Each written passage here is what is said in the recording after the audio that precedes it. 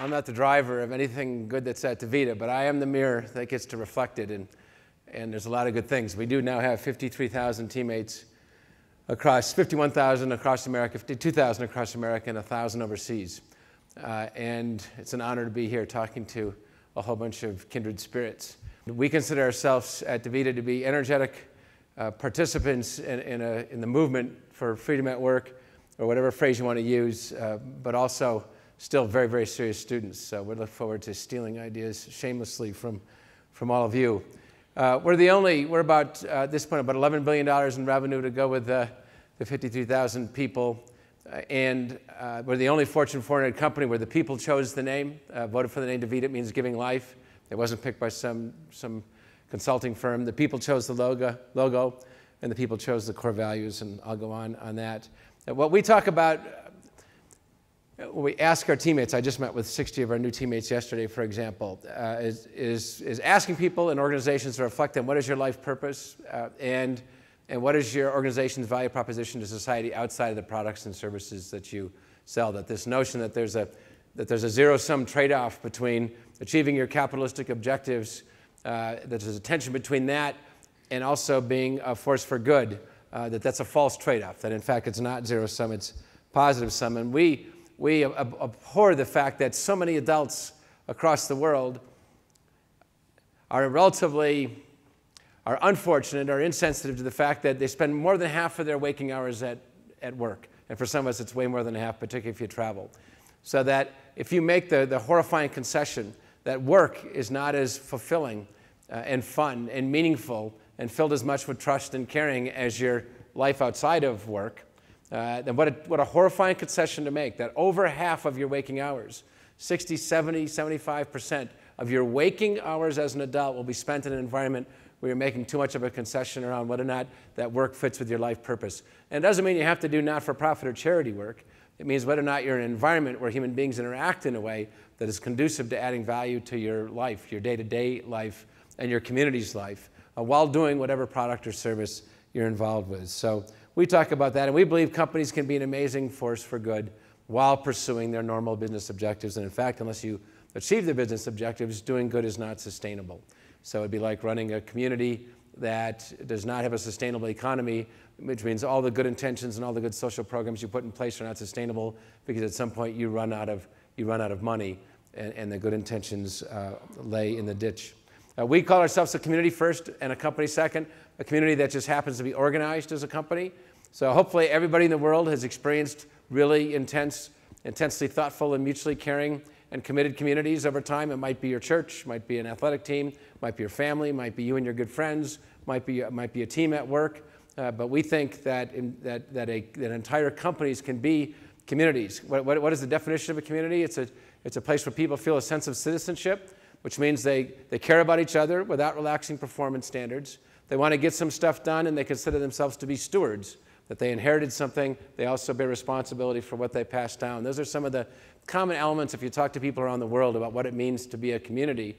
And so that type of community can exist in any number of forms. And it doesn't mean if you're a for-profit company, you don't care about profit. If you're the governor of Colorado, you care about jobs a lot. If you're the president of the United States, you care about jobs. If you're the prime minister of another country, you care about jobs.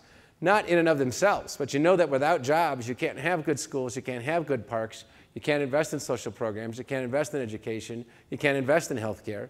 So they're the means, but they're an essential means. The end is the kind of society you produce with it. Similarly for us, profit is not the end, but it's the means. And it's an essential for us to create an organization that can add value to the lives of our people. And if we do that, if we give the gift of adding value to our 53,000, then their ability to give gifts to their families, to their communities, and to each other will be dramatically enhanced. So we call ourselves the DaVita Village. My title is mayor, and unlike many mayors, I admit that I pay my voters directly.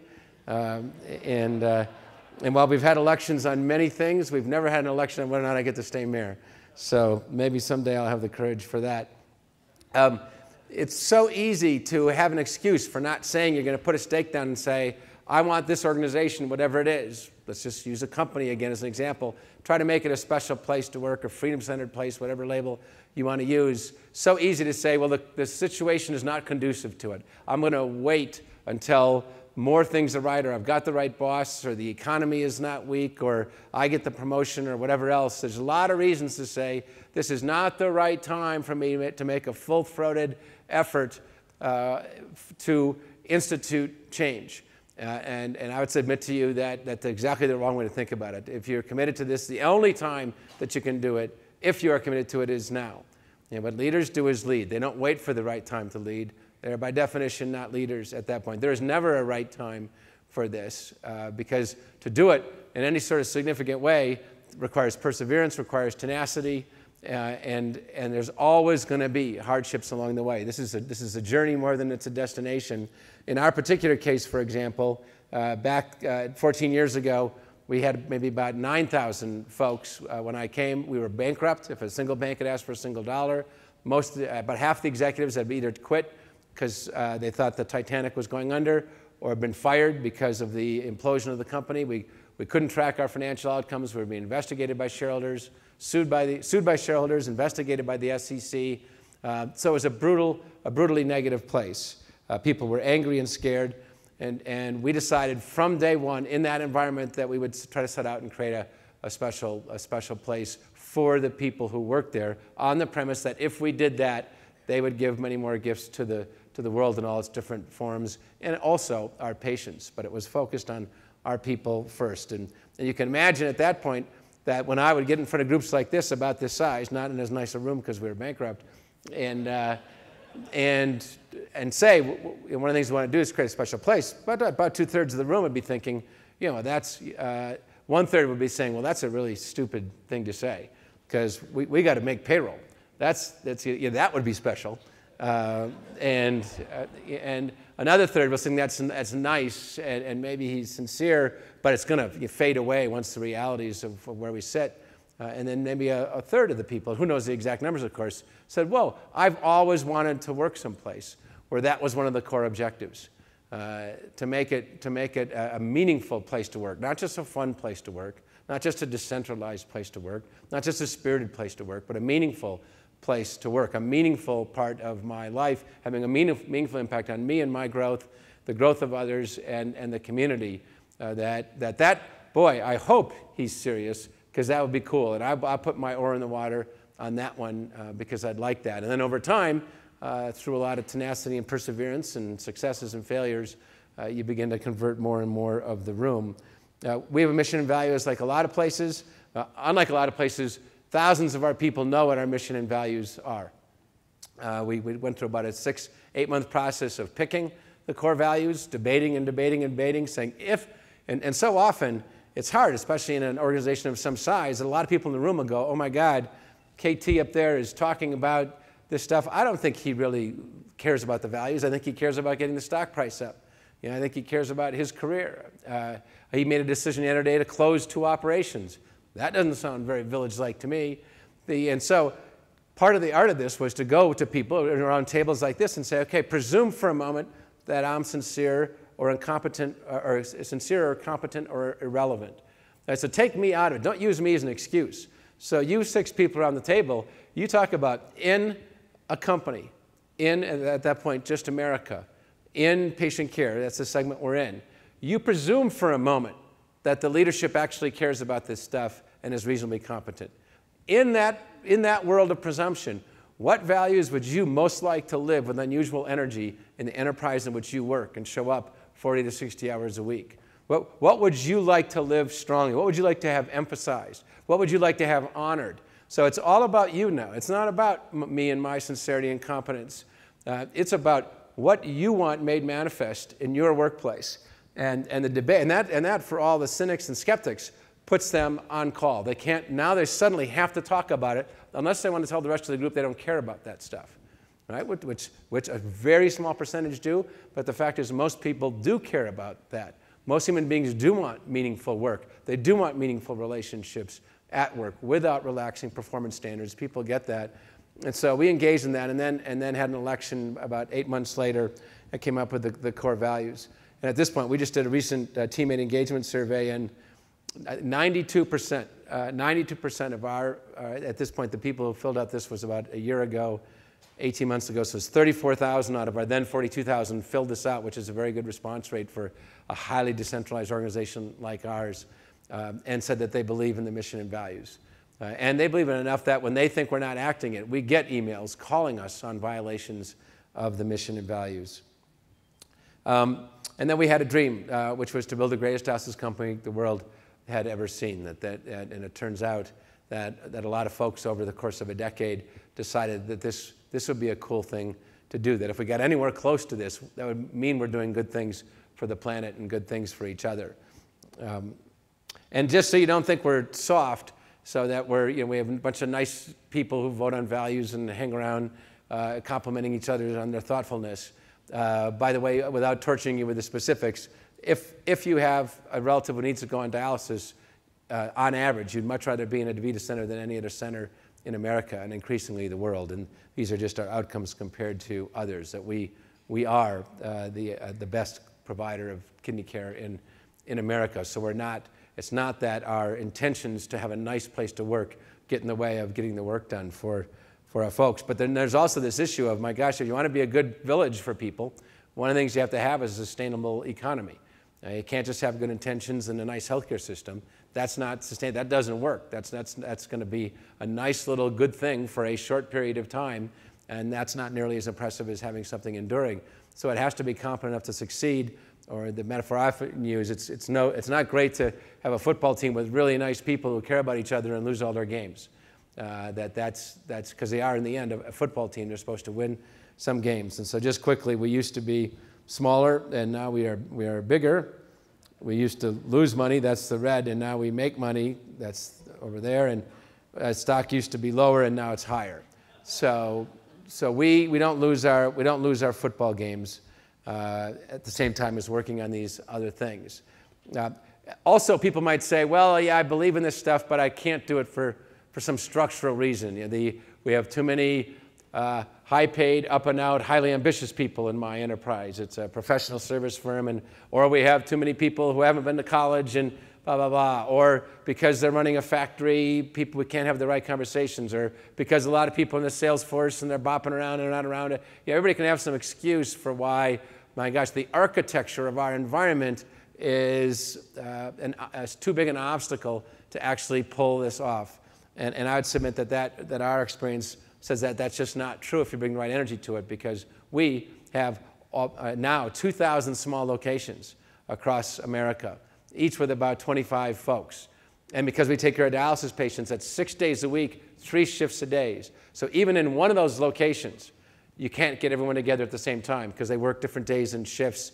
Many of them have second jobs. You cannot call them together. And even if they did ever happen to be there, you couldn't call them together because some of them have to stay with the patients. You can never leave all the patients alone.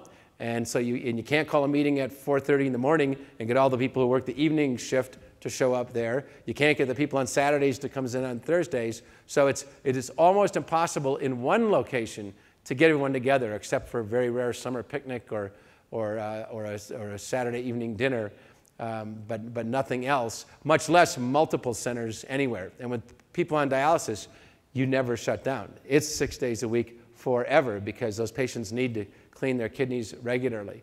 And so we would submit that in terms of structural obstacles, our environment was reasonably tough. So we had to sit down. The beauty, what seemed like a burden, turned out to be a gift.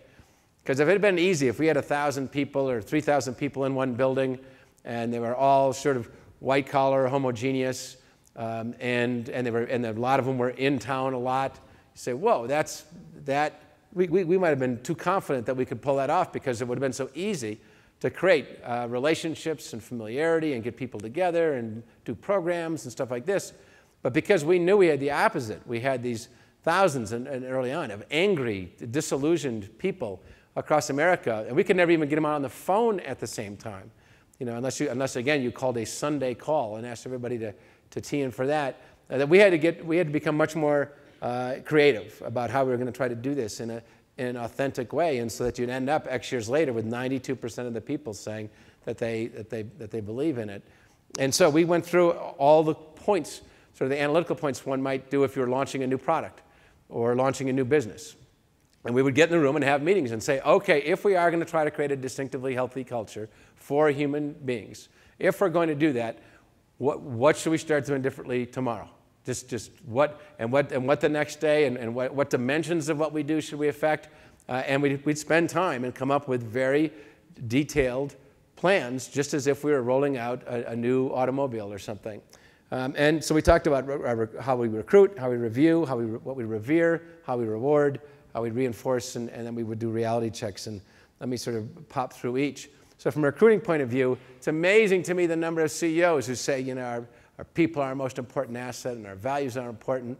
And then you look at their interview process, and they don't interview for their core values. So for us, and of course that's never true, because we have centers where the mission and values don't live strongly, but for on the forms, and in a high percentage of cases, every single person, whether you're an assistant in Arkansas, a patient care tech in New York, or a senior vice president in Denver, you get evaluated according to the core values as part of the process. And the beauty of that is the person doing the interviewing is also reminded to think about it and to think about the candidate, and much more likely to actually talk about them with the candidate, which then makes those candidates who are more attuned and interested in this sort of thing actually resonate in a way that affects the outcome of the interview and the probability that they accept. And so it's a very powerful reinforcing circle. Every single senior executive that's been hired in the last 14 years is evaluated according to the mission and values. You will never come to a DaVita conversation after an interview that has 3 or 4 people who interviewed someone in the course of the day, and when you're talking about the candidate, where in the first 3 sentences it isn't commented on as to whether or not the person's an M and V fit, mission and values fit, strong, medium, would never happen at this point. And this was a CFO candidate many years ago. KT is me, Joe Mello was the chief operating officer, and Gary Bile was the controller. And you can see we rate the person on each of the core values as well as an aggregate. You can see the CFO candidate was no fun. He had 2s, and it turns out it's very hard to find a fun CFO candidate. Maybe it's not good to have a fun CFO, I don't know. And we did not hire this gentleman, that's why we don't put his real name up. But he was no fun. So that's it, and then on to the review process. And we get very intense about this, starting with me. So every year I get scored by the 20 or so people who work most closely with me on each component of the mission and the core values. And my scores get shown to the board of directors, and they get shown to, over the course of the year, probably 3,000 or 4,000 or 5,000 of our DaVita Village citizens. And so that when I'm going astray, it is public. And there's a lot of there are written comments along with the scores. And so it forces me to confront whether or not I think I am and whether or not people are experiencing me as doing my best in these areas. And then the entire village gets scored as well. And you can see here how we came out recently. The top is strongly agree that service excellence, that we strive to live our core value of service excellence at DaVita. Then the green is agree. Then there's neutral and disagree, and strongly disagree is at the bottom, unfortunately, and it's hard to see because it's small. And so everybody sees the village scores. So this is how 34,000 human beings rated us on our core values. Each local team also rates itself. And so it can compare how, you 25 people who work in a center in Dallas, Texas, think you guys are living the mission and core values together, and compare it to your division, compare it to the overall village, compare it to the CEO, and then we distribute kits for people to help them facilitate, because we can't send professional facilitators around to 2,000 locations. We don't have nearly the money for that. So we give people kits to facilitate, so that team can get together in different subsets and say, hey, here's where our 2 highest scores. Let's kind of savor that. Here's our lowest score. Let's talk about that. Here's how we compare to other folks, and create a real dialogue. Because if you don't talk about the values, then how can you expect to move an environment along with respect to them? Which is not to say there are some moments of awkwardness and this and that, but in the end, who said it was going to be easy? And to somehow think it's just going to happen that we're going to have 2,500 distributed leaders with perfect charisma and perfect ability to motivate their group towards the core values is a joke. That's a logical joke. The people in the end, you have to have the entire population become more thoughtful to start to own more, talk about more, interact more on this topic, or you end up regressing to the mean like most significantly sized organizations. That you got to create a movement. This is not a management technique. It's not a program. It's not a speech.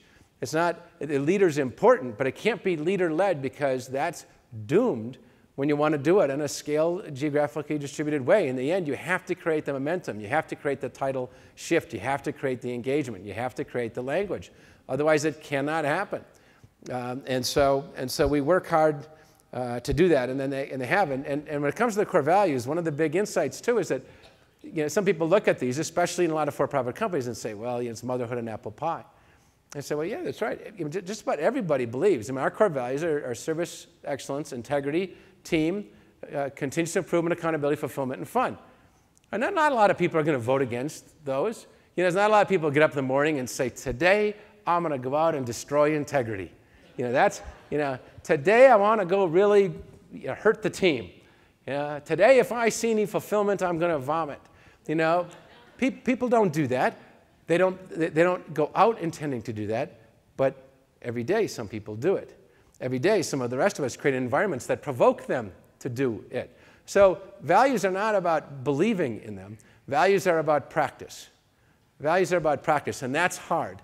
It's our individual practice as to how robustly did we not just, and values are a matter of not violating, right? Integrity does not equal not lying. Not lying is not integrity. Not destroying fulfillment is not the same as living a fulfilled life.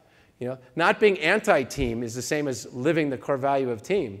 In the end, practicing the core values, living the core values is by its very essence necessarily a proactive, a vital, vibrant, outgoing type of activity, which then affects the entire environment. This is one of those things where a rising tide carries all boats, but only the boats can start to provoke a rise in the tide. And then these are my core values from the last year. The words that are used on mine are different: outstanding, strong, solid, and then needs work, and the fifth one should be shot or something like that. And some of you are going to look and say, well, you'd probably get much better scores, but these don't say that out loud because it'll hurt my feelings, because these are my best scores after 12 years, so don't chuckle at them. This is the first time ever I didn't have any negatives in any of the categories. They were all 5s, 4s, and 3s. It took me over a decade, but I found out who was giving me the low scores, and I fired them. So there's some derivative value to these surveys. Please understand that was a joke. I did not fire the people. I just cut their pay. And then in every professional development review, the first section that I do, the first section is most important message, and the second section I go through each of the 3 components of the mission and every core value. This is a real one from one of the folks that reported to me.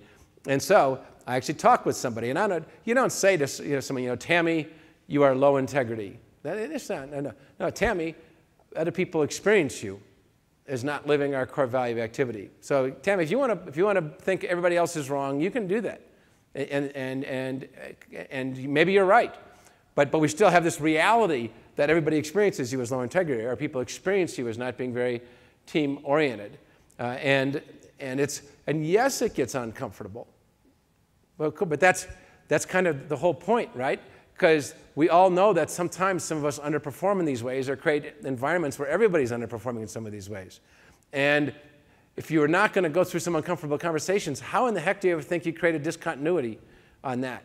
Not just with cheerleading. This is about human reflection. This is about when people are underperforming in a value, they usually have a reason for it. They're doing it because somebody was mean to them, or somebody was unfair to them, or because they're tired, or because their teenager's in trouble, or their marriage is in trouble, or they have a substance abuse problem, or they feel overworked, or they're failing at work, or whatever. There's a reason they're doing it.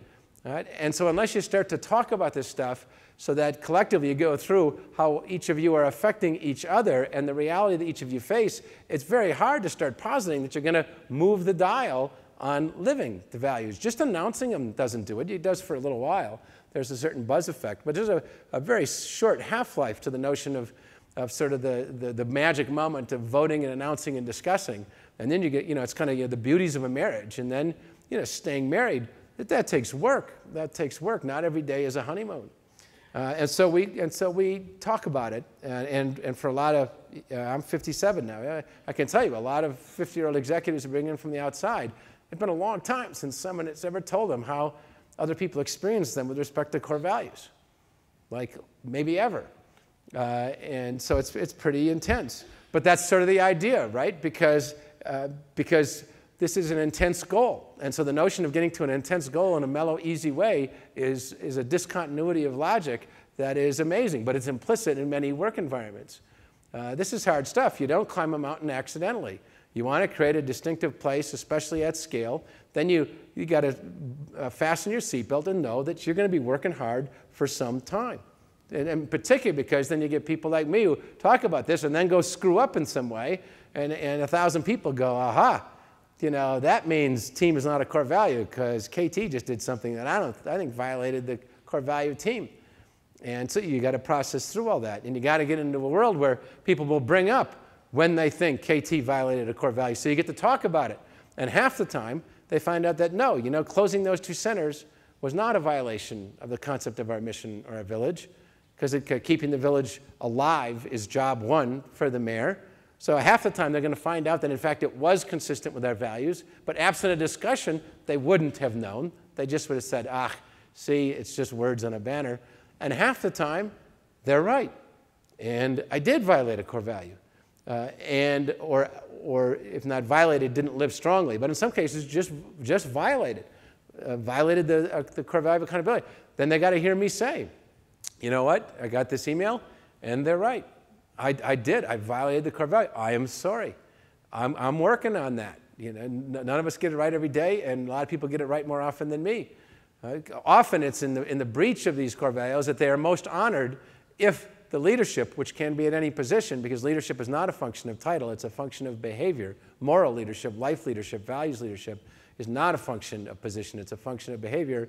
And the behavior of taking accountability for when you violate individually or institutionally a core value, again, either violate blatantly or fail to live in a robust way that makes you proud to live it, those are in fact the moments when you get the most people to pay attention and say, holy Moses, we're serious about this. We're not pretending that it's all positive.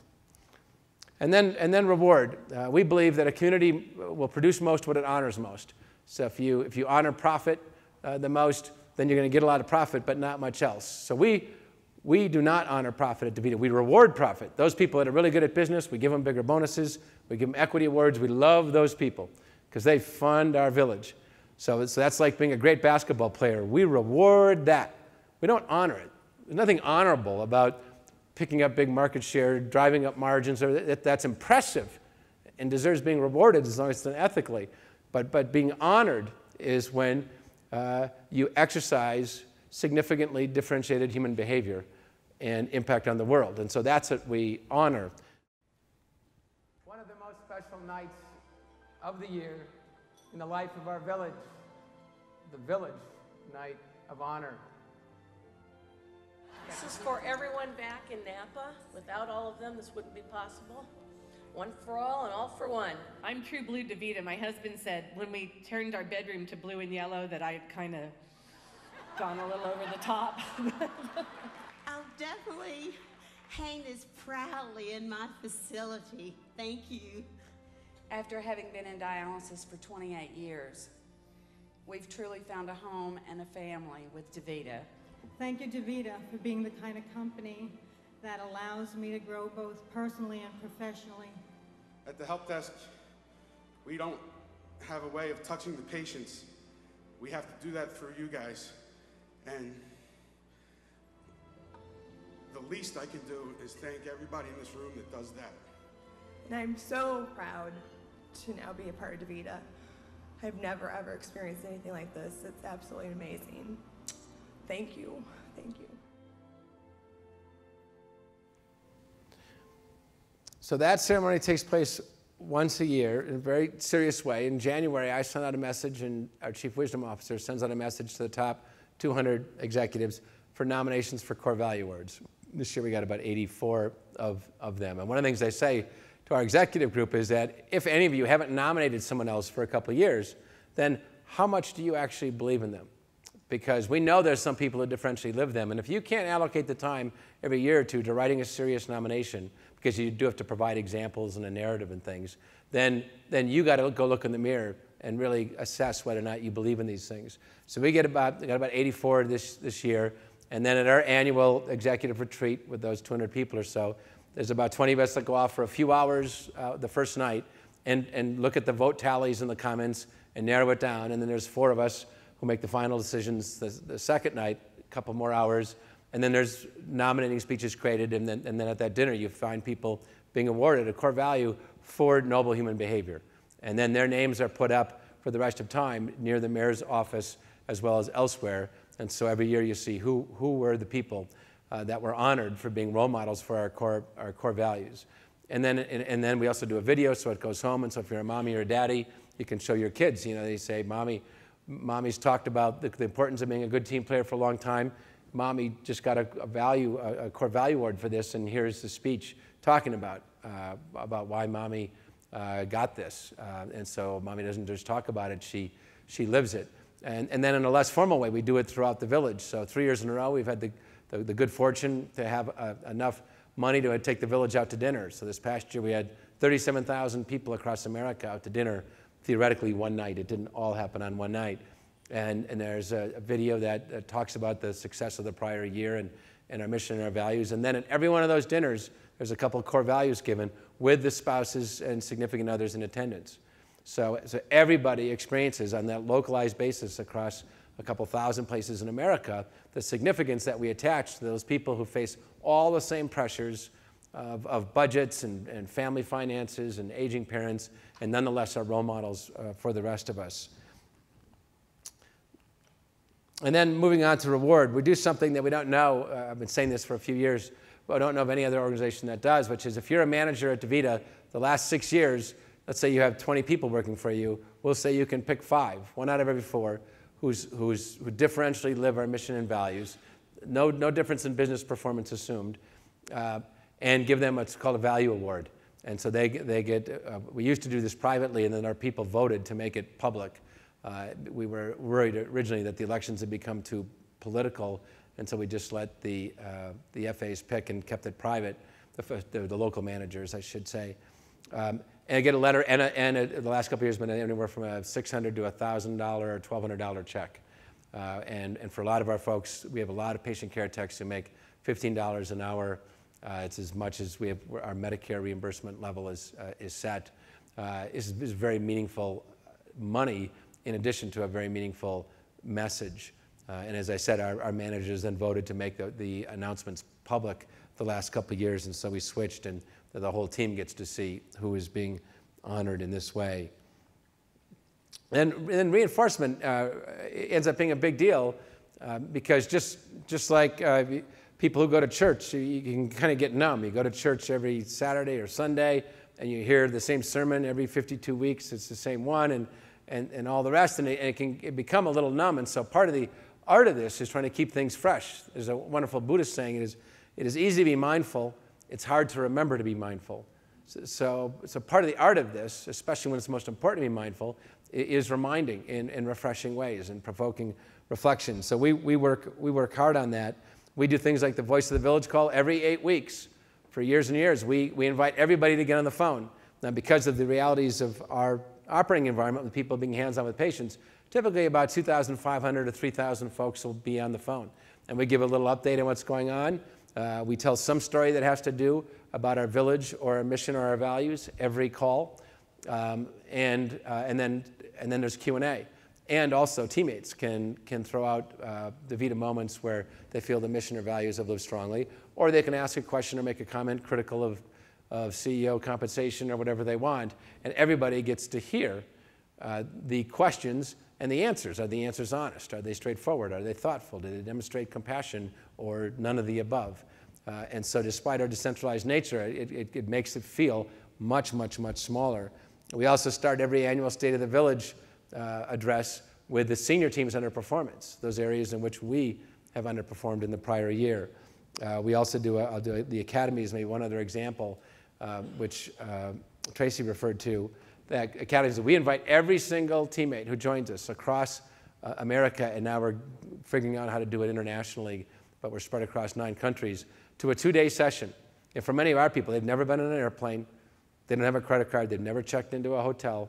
They had 2 days at hotels like this because they have to have the right facilities, and there's no applied training. It's about our mission, our values, our language, and we ask them to reflect on their life purpose, write stuff down about it, and see what is the overlap between their life purpose and working with us or not. And it's a beautiful, beautiful gift. And what we say is that we want you to become citizens of the village. In the end, does it really matter whether I call you an employee or teammate or a citizen? No. No, I call our folks teammates as citizens. What matters is what they call themselves. Do they consider themselves to be an employee or a teammate or fully a citizen? And we say, well, we can't ask someone to proactively and assertively and robustly become a citizen unless we share sufficient information with them. You can't do that with a country, you can't do that with a company. And so we say that the Academy is our massive investment in giving them enough information and enough opportunity to talk such that they can make X months later an informed decision of whether or not they declare themselves to be a citizen with all the rights and responsibilities associated therewith. And that's the pivotal moment. We call it crossing the bridge. We also have other ways of reinforcing our mission values. Yo, DeVito! Yo, DeVito!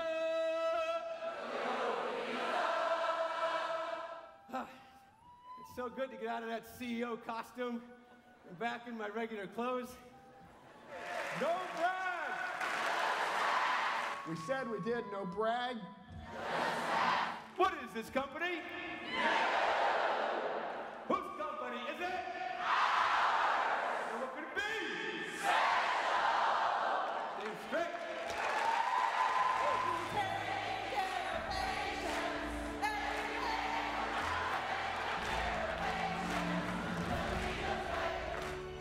Dream team, we are here!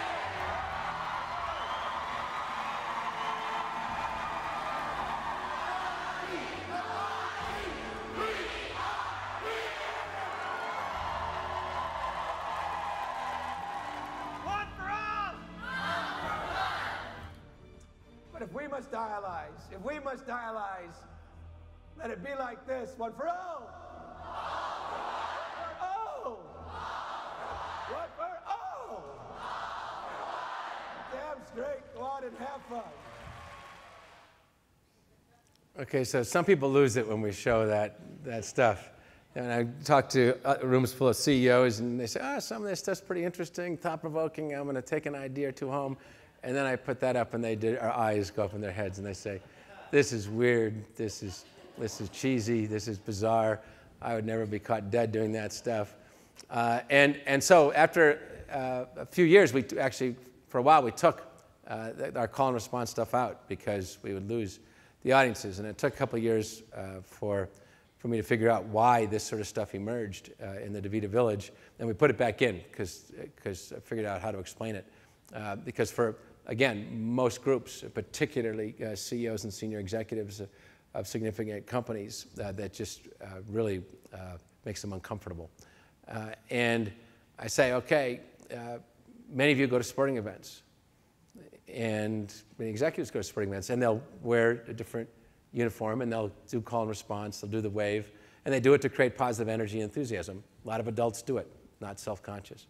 A lot of adults have been in the military or are still in the reserves or have relatives who are. Or they wear different uniforms, they do call and response, they sing songs together. It's to remind themselves of their shared dedication to their mission and their loyalty to each other. A bunch of people have done that, have relatives who have done that. Not self-conscious, not cheesy. Then look at religion. Virtually every religion, different uniform, you do call and response, you sing together as a way of reminding yourself of your shared spirituality in a powerful group-oriented way. Lots of adults do that stuff. Some of you do it. So it turns out there's nothing sophomoric or ridiculous or bizarre about those kinds of behaviors. It's only inappropriate if you're a morally sterile corporation. If you're in fact a community with a soul, then those are entirely natural actions where people feel very comfortable. And so we do that stuff all the time for those reasons, because we don't want to concede anything in terms of enthusiasm to a sporting event. We don't want to concede anything in terms of dedication to our mission and loyalty to each other, to the military. And we don't want to concede anything to religion in terms of respecting people's shared sense of spirituality day to day, whatever that definition of spirituality is. We don't want to concede anything in those regards. The next thing that's so important is to let teammates speak. You don't know what your real values are of your organization until the executives get off the stage and the people talk about how they experience the values being lived day to day or not. That's when you reach the next level as an organization. And no one better to respond to a teammate, a mid-level teammate who thinks the values are a bunch of superficial crap than another teammate in the same job with the same pay in the same area who says, I experience it very differently. That's when you get the real dialogue in both directions, as opposed to when it's someone like me yapping. And we do a bunch of other stuff to make sure that our people get to speak a lot and vote a lot. And then when we do our annual meeting, expensive meeting, 4,000 people, we were just together, we stop the meeting for a while and have everyone do their own mission and values report card. So you just sit with yourself in a way that often in life people don't do enough. And so we stop the meeting despite having spent all that airfare and say, okay, now each of you evaluate yourself, how you think you're doing and how you think other people experience you. What grade do you give yourself with respect to each of these core values? And it's very, very powerful stuff for many of us. And then we say, go ahead and talk about it if you'd like with the person on your left, the person on your right, your high score, your low score, whatever. Because if we don't talk about it, if we don't reflect on it with rigor, how in the heck do you ever think that you're going to become distinctive at it and have an entire organization be that way? It sort of relates to we talked about the 360 before with me. One of the things I did, because if you're CEO for a while, at some point, you can absorb some negative feedback and sort of take it in stride and say, well, people don't understand what it's like to have my job, and they would mess up in this way too if they were me. And so I, a couple times, took my 360 home and had my parents see it and my kids. And that was really humbling to show my mom and dad what some people experienced as my negative attributes at work, and my kids. And my daughter, Christina, was about 13. She's 23 now, but 13 at the time I remember. I gave her the 360. She went upstairs to her bedroom, came back down a while later and said, well, Daddy, I read your 320. She didn't get the number right. And I said, well, good, Chrissy, what'd you think? And I was hoping she'd focus on some of the positive things, the fat chance. She goes, Daddy, you tell Matthew and I, Matthew's her brother, you tell Matt and I that if we do our best, that's what's important. That's sort of the big thing. Do your best. But in here, a lot of people say that when they disappoint you, even if they've done their best, that you get angry at them. So that's against what you tell us, Dad. Why do you do that? So I'm sitting there regretting the fact I gave her the darn thing, and my jaw kind of drops, and I say, well, Chrissy, Daddy just hasn't grown up enough yet in that way. And she's just totally puzzled because Daddy, you're older than the hills, and my understanding is you run the company. Why would they let you run it if you still mess up in that way? And I said, well, Chrissy, I'm working on it. I'm working on it. And it was really tougher for me to get that feedback from my daughter or have her see that than it was to hear it from the executives who work for me. And then it also led for a while, it was much easier to have conversations with my daughter about report cards because, as opposed to this world where, she sort of assumes that Mom and Daddy always got A's and therefore were being critical of her. She knew now that Daddy didn't have all A's and wasn't as defensive when talking about when she didn't, because it wasn't as if I was coming from another planet and being critical of her. I talked about academies before. And then the other step that we took, when I say we, the people, is people started to say, okay, if we're a community, we should do more things that communities do. That many companies wouldn't, but communities do. And so we started programs like scholarships for kids and grandkids of our teammates with certain criteria, where we do village service days, service to our communities, where we volunteer hours and provide money for supplies and things, where we do medical missions overseas, taking kidney care to people who previously died, where we'd facilitate campaigns to have thousands of thank you letters sent to physicians who otherwise rarely get them and are so touched when they do. That we set up a process for having patients honor our caregivers. Again, giving the gift of honor and respect, which is a gift to both the giver and the receiver. That we set up volunteer greeter programs where we had volunteers in our centers to help people get out of cars and sit with the spouse when they're waiting. So suddenly, we now have this beautiful portfolio of about 30 programs that all started with people getting around a table and saying, okay, what does a healthy community do? So forget the business for a moment. What kind of things does a healthy community do in order to add value to the world and to each other? And let's do more of those things, taking advantage of the administrative infrastructure that we have. And we now have this beautiful trilogy of care, caring for our patients, not only clinically, but with compassion and friendliness, caring for each other with the same intensity with which we care for our patients, and caring for our world. And we have about 30 programs now, all of them coming from ideas from our people. Some succeeded and grew, some we had to prune, but still have about 30, where hundreds and hundreds of good things happen throughout the DeVita Village every year, actually thousands at this point, without any new programs, without any new effort. It's automatically set up in the same way a healthy community has rituals like 4th of July and Hanukkah and birthdays and things like that, where we force reflection and create a mechanism for doing good on a regular basis. That's what healthy cultures and societies do in order to sustain themselves, and that's what we've done.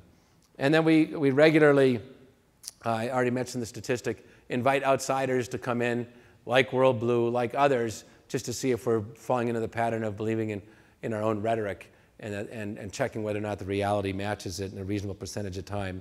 And so this is our way of staying rigorous. So for us, it's just so important, like for you in this group, talking with kindred spirits, it's not a program, it's a way of life. And what we say is, while we do business, we're not about business. We're about life, starting with the lives of the people with whom we work. That is what we're about. And the business is the means of creating a robust and more fulfilling life for the people with whom we work. And if we do that, then they'll do that for their families and for their communities. And we've kept three principles in mind for a long time. First, don't know who coined these words, this is not a dress rehearsal, this is your life. It's easy rushing and rushing and rushing to forget that and really reflect on what you most want to look back on in 10, 20, 30 years. The second, from a point of view of building a freedom-centered workforce, beginning with the end in mind, if you don't have a pretty clear picture as to what that looks like, as opposed to just the concept, you'd probably never get there, because it's hard. If you're not there already and you want to get there in a distinctive way, you got to have a plan. You got to monitor it. You got to persevere. You got to be ready to have failures. And if you don't have a pretty clear picture of what it means and what it takes to climb the mountain, you're probably only going to get a third of the way up and then give up because you're on the wrong path. It's too cold, you're too tired, you're too hungry. And then it's so important when it comes to this sort of concept of freedom-centered workplaces. It's for the leadership, and again, leadership can come from any level, is to speak with your life, not just your words. There's that old saying that what you're doing speaks so loudly, I can't hear a word you're saying. And Thich Nhat Hanh, the Buddhist nun, had that right. And the time is now. For many of you, you passed this, you had this epiphany long ago and are leading the way, and that's why you're here. And for us, when we talk to other organizations, we say that no better time than today to go off, reflect a little bit, and decide if you're going to cross the bridge or not, and make this end of creating a different type of workplace, and therefore creating different types of lives for those people who will then have different types of impact on the world. No time better than today to confront whether or not you're crossing the bridge and going to be committed to doing that in a lasting, relentless kind of way. Thank you very much.